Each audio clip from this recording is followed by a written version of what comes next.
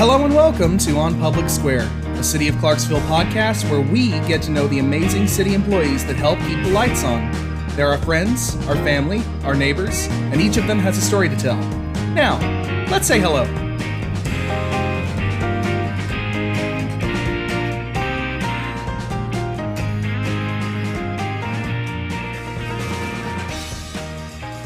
And welcome to another episode of On Public Square. I'm here, your host, Casey Williams, along with my co-host, Jimmy Settle, making up the communications department for the city of Clarksville. And today we're joined by a couple individuals from Clarksville Police Department. So we have Dallin Bridges and Ben Blackmon. Well, it's nice to meet you both, and welcome on. I've been excited to talk with you guys. When I was working with Clarksville Now, I covered a lot of community relations events and did a lot of coverage for traffic and other CPD things. I really worked a lot with Jim Knoll in particular, great guy. But yeah, I was just hoping to kind of get to know you two and kind of what you do with CPD. Well, for me, for community relations, we try to bridge the gap between citizens and law enforcement officers. You know, for me, if I went to a house, knocked on the door for whatever reason, and a small child came to the door, sometimes that small child was honestly afraid just to open the door, right? And that kind of broke my heart in a way, because it doesn't matter why I'm there. It could be to help someone within the house, and if the kid is scared just to answer the door for the police, something's wrong there, right? So with the community relations, we have the opportunity to go to different schools, go to different events, to college, and do videos just showing that we are human too, you know? So that's basically what I do, in charge of most of the social medias, videoing and editing, and just planning different events with the public. Awesome. Did you get your start with CPD, or you worked with other departments? No. I played football here at Austin P. Went straight into my master's out of Arkansas, then stopped that, and then I applied here about 2019. Wonderful. And Mr. Blackmon.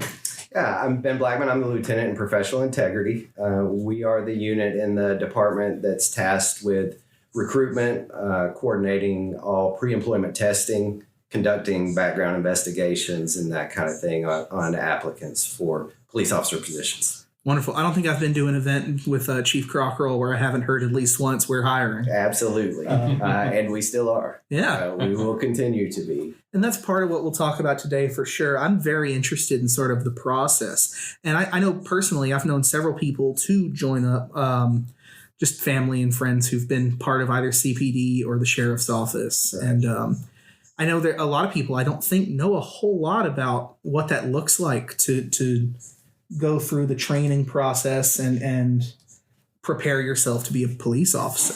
Right. And I think that's one of the things that kind of scares people off is just the fear of the unknown, you know, and we've really worked on being available to answer a lot of those questions. We work very closely with community relations. They're some of our best recruiters, to be honest with you, because they're in the community and they're at these events and they're approachable and people can ask them questions. So we work very closely with them just to try to answer a lot of those questions for applicants, because the last thing we want is for someone not to put in an application because they're afraid of a process that they don't understand, you know? Sure.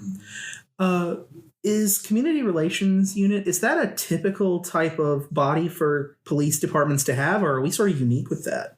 I don't think we're unique in the sense that I believe all law enforcement agencies should have a community relations unit, but not all are able to afford them as far as people. We're blessed enough to have the opportunity to have three of us and plus a supervisor that, you know, can keep track of all our busy schedules, right? We have a board that fills up and we would have maybe 10 things to do in a week, and it goes really, really fast.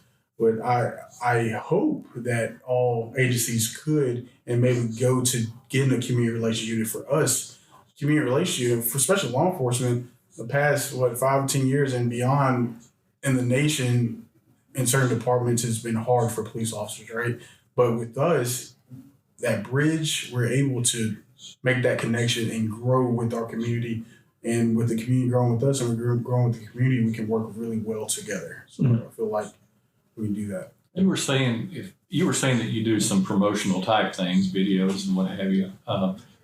Talk about some examples of some things that you would promote videos for the public to see. So one that we partner with PIU was it Hawk that we did the video to target the Hispanic community because we do Detective Hyatt. Yeah, Detective Hyatt. Thank you, sir. That we did a video, just her reaching out to her own community and showing that, if she can do it, everyone else can do it. And we're always looking for officers that are bilingual, right? So videos like that to help the recruiting process. How do we stand on that as far as bilingual officers or having multiple languages represented in communication? I mean, it helps tremendously. I mean, once a day at least, people are calling over the radio for a Spanish-speaking officer, right? Mm-hmm. And within the whole department, we at least have one on shift at all times, maybe even two. So that helps a lot. I feel like Korean would be a big one in our community, especially in North Clarksville as well. Yeah, because of Fort Campbell, you are totally correct, sir. I mean, bilingual officers are so viable. In all areas, our goal is to mirror our population, and those are some areas that we're looking to recruit. We want people that speak. We want, no matter who calls the police, we want them to have someone that represents them that can show up. Does that kind of make sense? Yeah, it's easier if it's someone from your neighborhood. Absolutely, and those are positions we're looking to fill. So we are always looking for bilingual, English as a second language applicants that can speak other languages. And just to kind of take a step back, where you're asking about if we are unique with having a community relations unit. It's not uncommon for agencies to have those. What kind of sets us apart is in so many ways we tend to be ahead of that wave. We've had community relations around for quite some time now. So that's kind of what sets us apart in that realm, is how long we've had a community relations unit, not necessarily that we have one. We always try to be on the front side of waves that are coming, whether it's body cams or community relations unit.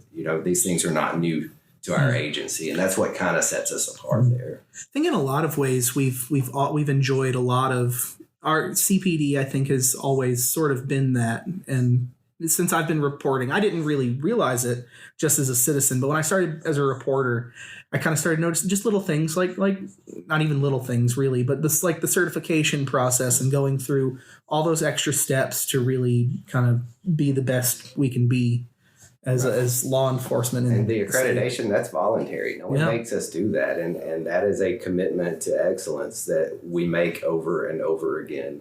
That's not something that you get at once and it's forever yours. You have to continue to earn that, and we're proud of that accreditation. Can you talk about some of the factors that go into being accredited? What that type of thing?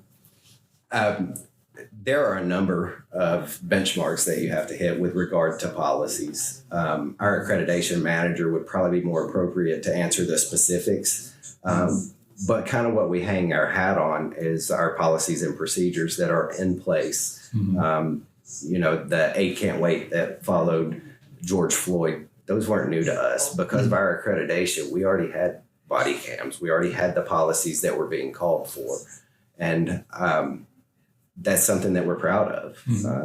The policies are not easy. They sometimes feel burdensome to officers, but they absolutely serve a purpose, and we hold ourselves to a standard of excellence. And at least from the outside, I feel like I see where it's paid off in the community, where a lot of the sort of heightened, I guess, scrutiny is the word to use. There's been a lot of critical eyes on law enforcement the past forever, really, but in the past 4 years, I think since incidents like George Floyd, there's been that enhanced sort of scrutiny and kind of critical eye. And I feel like Clarksville has done quite well in comparison to some other communities. And I'm not trying to call anybody out or disparage anyone else. I agree with you wholeheartedly. We get support from the community that a lot of agencies just don't. I believe that we've earned some of that, and a lot of that is earned through adherence to those policies. It's earned through the investment of community relations, and Whether you're a community relations officer or not, our officers are expected to engage with the community, to get out of their car and be part of the community that they're serving. And I absolutely think that plays into the support we get from our community. The community invests in us, we turn around and invest in the community, and it just becomes this cycle. So I think let's maybe talk a little bit about the hiring and training process, and then we can kind of move back over to community relations a little bit more. For the recruiting process, if someone's interested, how do they get the ball rolling? I guess is a good place to start. So everybody has questions. Our website, clarksvillepd.org, has answers to a lot of those questions. We also have an email address that goes straight to our recruiters at cpdjobs at City of Clarksville, where questions can come through. But to start the application process, you do that through the city's website. It's an online application that gets submitted, and we contact you in reference to a PT test date. So the PT test is the first step in our employment processing. There are 4 elements to that PT test. There is a 1-mile run that you have to complete in less than 11 minutes. You have to do 18 push-ups, 22 sit-ups, and we have a 300-meter sprint that has to be completed in 70 seconds or less. College Casey could do that. The 11-minute mile might be a challenge nowadays. Well, and I tell you, you have to pass the mile run. After that, you have to pass 2 of the other 3 events. So if you struggle on, say, push-ups, it's okay. You can make that up in the sit-ups and the 300-meter spread. So our standards have changed as of December of last year, which has really been a benefit, and we're starting to kind of see the benefit of that in our applicant pool. Our PT standard used to be a 1.5-mile run, and taking that to a mile seems to be paying some dividends on our end as far as increasing that applicant pool. Wonderful. So PT test, where do things go from there? Following the PT test, if you successfully complete that, you go to the written test, which is computer-based. It's just a general aptitude kind of test. It requires a minimum score of 70, I believe. And then once that's completed, those successful candidates are placed on an eligible applicant list, which is presented to the chief. And the chief decides how many backgrounds he wants to pull and that kind of thing. Is there a place people can go to study for that test, or is there any study material available? So in the correspondence, once applicants complete the application, it's accepted through Human Resources. They receive some correspondence from us. In that applicant letter, there is a website that has a link for study material through the vendor for the test. Wonderful. Do either you, if someone's coming up on that perhaps and they're nervous about, I'm not good at multiple choice tests. I was an English student. Let me write a paper, please. Right. For the love of God, I can't do math. I'm not a math guy, for instance. But any testing advice for coming up on those types of things that you might give to someone who's maybe nervous about it? Like Lieutenant said, with the link, you can go on and study. It was been about 4 years for me. Like I said, I think it was long division and some like high school class level math questions, fractions, stuff like that. It's challenging, but we want it challenging, right? Not everyone will pass, but if you study and take time out your day to study, you'll do fine. The test that we're currently using, I haven't actually taken. It changed just a couple months ago, and I haven't had a chance to actually see the test.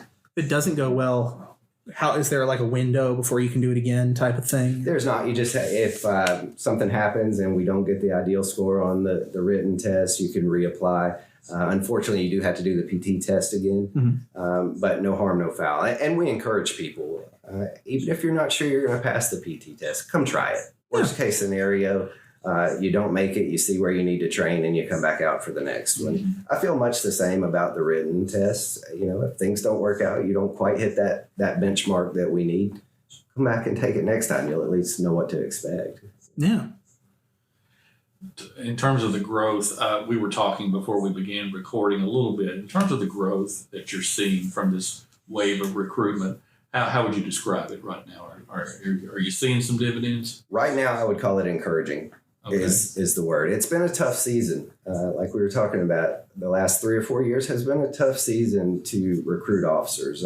I believe that there was a time where agencies really had to recruit interested candidates to their agency, whereas now I feel like we're having to recruit people to the profession, if that kind of makes sense.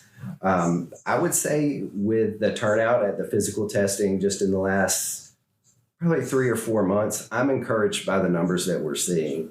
I'm encouraged by the quality that we're seeing. Recently we swore in 9 officers on one day, which is good. Those are the numbers that we need to be seeing. But we also 2 weeks later swore in another 4 officers. So if we can continue to get those types of candidates, quality candidates, because we are not sacrificing the quality of people that we're hiring. We have too much invested in this agency to hire the wrong person. So we're still holding them to the same standards as far as our backgrounds are concerned. But I'm encouraged by both the number that are participating, the applications we're getting, and the numbers that we're hiring. And there's a reason why most people join the force. But are there some things about being on the CPD force that folks might be pleasantly surprised about that they maybe weren't anticipating? I think so. One of the beauties of working for an agency our size, and one of the parts of my job that I enjoy, is hearing people's stories, hearing the applicants, and hearing the motivation behind going into law enforcement. And they're so varied. We have a lot of people coming from Fort Campbell that it's just such a natural transition from military to law enforcement. We have others coming in that want to do nothing other than community relations. And it's such a cool melting pot of motivation and people in an agency our size. I think a lot of people are surprised to find the different career paths that we can offer. You're not just signing up to write tickets and work regs. We have a juvenile engagement team that does very little enforcement and much more engagement.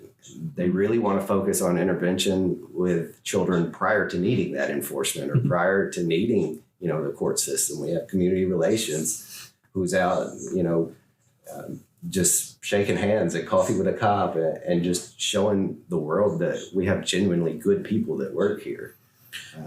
There's pretty much any avenue you would want in law enforcement we can offer you: K9, SWAT, drug agents, community relations. I'm curious. You kind of said everybody has that, or most people have that sort of why I decided to join the profession story. Can I hear y'all's? Why did I join the police department?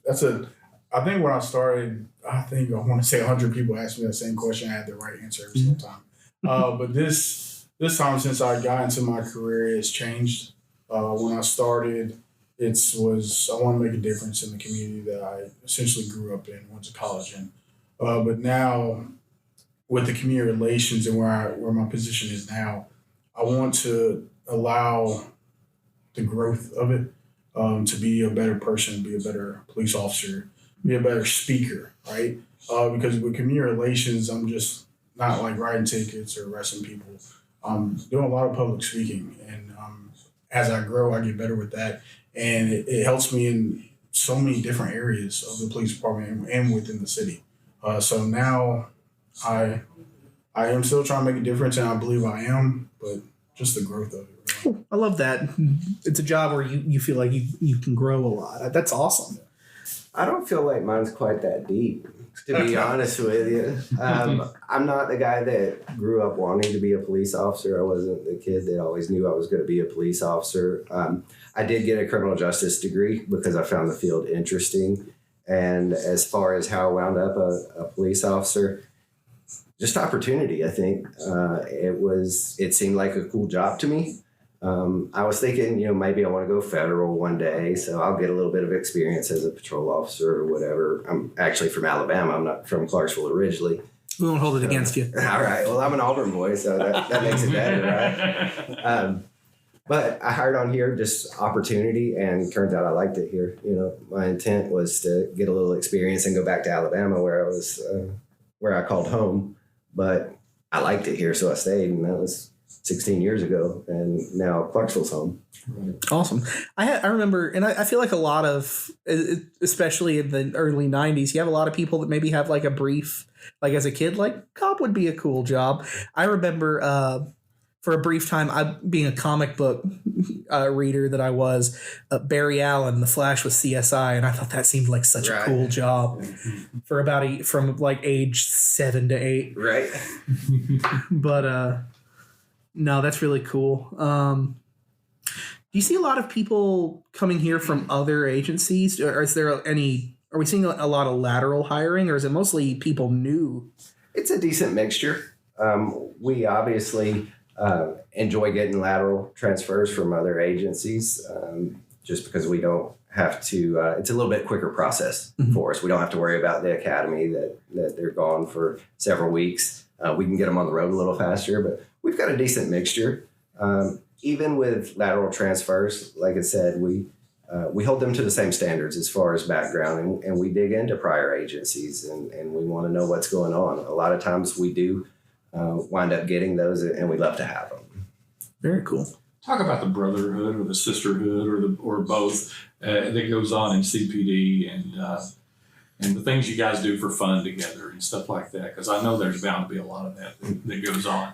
Yeah, I'll smile because we're coming up on spring, and during our spring time is usually my busiest time, but the best time. So I get to schedule a lot of different activities for people in the department to come out and fellowship with one another, whether through sports. Flag football is coming up, doing softball classic with a couple other departments within the city. Starting in the summer, we had kickball. I think it was last year or 2 years ago. Each spring we try to do something different, right? To have not just the community, but as far as us, our brotherhood and sisterhood, like you said, just to come together and learn something new or just have fun. So it takes our mind off of our everyday work. Really, it's like family, as we say, throughout the city for that. Yes, Really 100% throughout the city.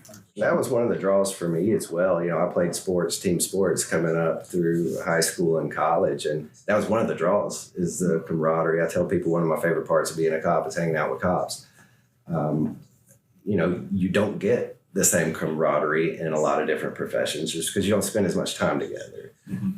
I loved working night shifts because we could have family breakfast at 3:00 in the morning when there weren't any calls coming out. As a shift, we could all get there and sit down for breakfast together and just spend that time.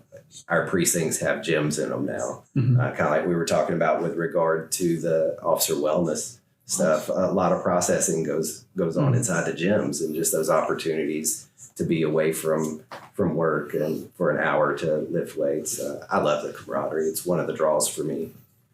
We kind of heard similar things from, we just talked with Joshua Forbes last week. Great guy. And heard a lot of that. Yeah, he really is. And I was really excited to see him come on in his new role with CPD. It's innovative for an agency our size. It's pretty progressive that we would have an embedded counselor. It's awesome.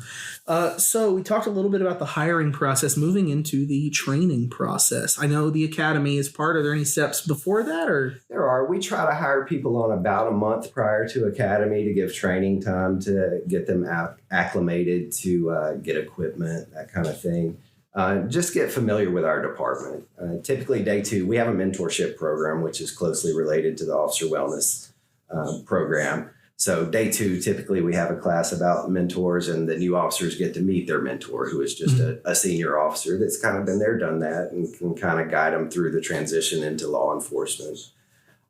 Training has them for about a month. They do all the in-house training, familiarization with policies, procedures, that kind of thing, and then they head off to academy. Awesome. And at academy, does that look like a classroom setting, or what are we talking about? No, I can touch on that. Once I got to the academy, I think it's still 12 weeks. The very first day, like I mentioned before, I played football Austin P. The first day was basically the first day of fall camp. It's stressful in a way, but it needs to be like that. But if you ever got yelled at in your life through sports, through a parent, discipline, anything like that, the academy, it's not easy, but it won't be that bad. Most of the time that people go to the academy and don't really see the other side of the academy is usually the people that have never got yelled at in their life. I mean, that's harsh to say, but that's the real truth. So like I said, the first day is like first day of fall camp. After that, it progresses throughout weeks, right? The first couple weeks you might get smoked, as we call it, as far as running a little bit here and there. If you don't have your shirt tucked in the right way or something like that, you might do some push-ups, something like that, something simple, right? But throughout the weeks that you're there, you learn what posts, as far as Tennessee, wants you to learn. Mm-hmm. And you learn it very well. You take tests, stuff like that. You have the brothers or sisters of other departments within your own department there. Like when I was there, my roommates, I didn't have any roommates from Clarksville. I had roommates from Watertown, Bartlett, stuff like that. And we were learning about each other and grow, right? I always use the word grow because you're always learning, always gaining knowledge. But after the academy, come back and then we learn what CP does, how CP does it, right? CPD does it. And then that's about it. I enjoyed academy, to be honest. I did too. I'd never been through basic training or anything like that. It is a combination of classroom work and practical exercises. You get to PT every morning. You get to go to the gym, get in shape. You've got 12 weeks to get in shape. I enjoyed it, had a good time, made a lot of good friends. I learned how to do a lot of push-ups. My nervous response is to smile, and that was not always the preferred response from instructors. So I learned to do a lot of push-ups, but I came out really strong. So, I actually had a good time. I did not enjoy being away from home, but you can call home in the evenings. You get to come home on weekends and that kind of things. It's a residential academy, so you're there, and that's tough. I don't want to discount the fact that being away from my wife for that amount of time was difficult. But it was 100% worth it. It was an investment in both of our futures. Is there anything that when you got there, you were really surprised to learn? Like any I guess, misunderstandings? Like, I didn't realize that this was going to be part of this. Not so much. What actually surprised me is how much more prepared we were than some of the other agencies that were there, officers with other agencies. And okay. I don't know if that's because we have that month pre-academy with training. But I believe that if you were to ask the academy staff, they would tell you the same thing. As soon as officers from Clarksville step off the bus, the academy staff is looking at them to take leadership roles. And I was surprised at how much more prepared we were for those roles than maybe some officers from some other agencies. Awesome. That's nice. So you go through your month of mentorship here. 12 weeks at the academy. Where do we go from there? You come back. You typically have a couple weeks with training before you're assigned your field training officers. That's a 3-phase process. Phase 1 is pretty much just an observational stage, and each phase is kind of progressive responsibility. Phase 1 is pretty much observational, where you're watching your field training officer handle calls for service, that kind of thing. Second phase, you tend to take on a little bit more responsibility, maybe some of the traffic stops. You're the one making contact with the driver, or you're making contact on the calls for service. And then the third phase is you're in charge with a safety net. The field training officer is essentially just to allow you to handle your calls for service and be that safety net to keep you from making any major mistakes. The entire field training process is about 15 weeks. Interesting. Very cool. And that's sort of just the breadth of it. So it takes, what is that all together? That would be then like 7 or 8 months or something like that? We're looking at 8 months, ballpark 8 months before we're putting them on the road. Okay. But even once they get on their shift, they're never really by themselves. Yeah. Everybody's kind of looking out for the new person on shift and wanting to go to calls with them and that kind of thing. So that, again, that was kind of a draw for me. We're large enough that very rarely are you ever by yourself. And if you are, it's not for very long. Right. So yeah. You've always got somebody to bounce ideas off of. The supervisors are approachable, so they can help you out as well. Are there any mechanisms for renewing training or going and getting a refresher? Is that a thing? Once a year, we're required by POST, which is the certifying commission for police officers. we're required to attend in-service, and there are stipulations for that, 8 hours of in-service, driving. So there are those requirements of post that we all have to meet. But we also have a lot of different outside training opportunities. We're always getting flyers or emails about classes popping up, and officers can seek those out on their own as well. And we encourage them to do that. That's awesome. Yeah, I knew it was an extensive process. I didn't quite realize how extensive of a process. So that's really interesting. Like we talked about, we get a lot of support from our community, and in order to keep that, we have to ensure we're doing things the right way, and we'll spend the time to make sure we get it right. Mm-hmm. And it's got to be a comfort for y'all to know that I have training to fall back on, and I know what I'm doing. Absolutely. Very cool.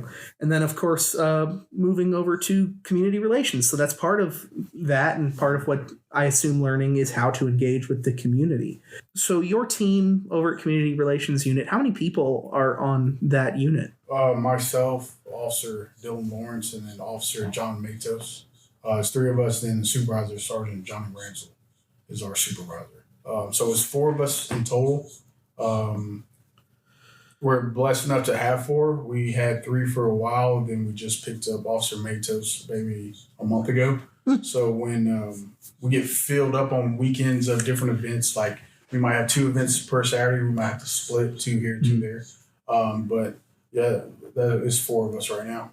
And those are events like Coffee with a Cop, I think we mentioned earlier. Coffee with a Cop is usually during the week. During the weekends, we talk to girls and Boy Scouts.